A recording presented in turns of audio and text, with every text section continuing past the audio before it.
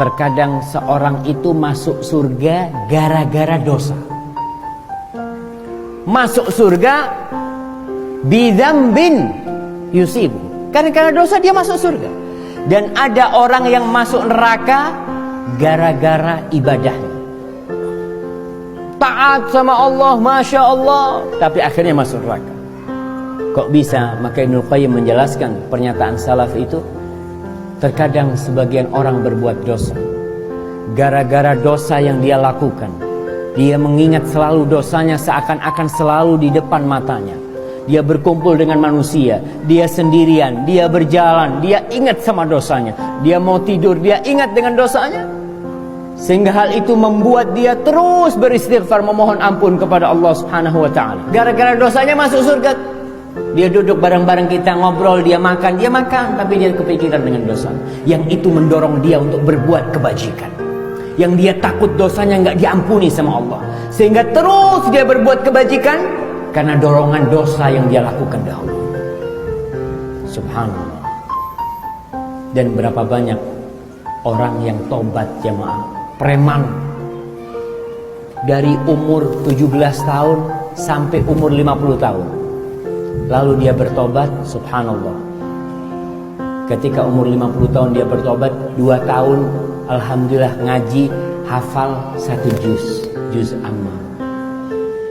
Ada yang dari lahir sampai tua gak pernah jadi preman, gak hafal-hafal Quran. Wala juz. Dia taunya cuma sama juz jambu, sama juz tomat, apalah. Kalau juz dalam Al-Quran, subhanallah. Gara-gara dosa orang itu semangat belajar, semangat datang. Dan kadangkala sebagian orang karena pahalanya, karena ibadahnya, karena ketaatannya dia bangga, sehingga dia membanggakan kebaikannya, lalu dia akan dihantarkan ke dalam neraka gara-gara bangga dengan kebaikan dia. Dia lupa dengan Allah Subhanahu wa ta'ala. Dia meremehkan orang lain. Yang kita tahu, al-kibru batarul haq wa ghamtun nas. Yang dikatakan kesombongan itu adalah menolak kebenaran dan meremehkan orang lain.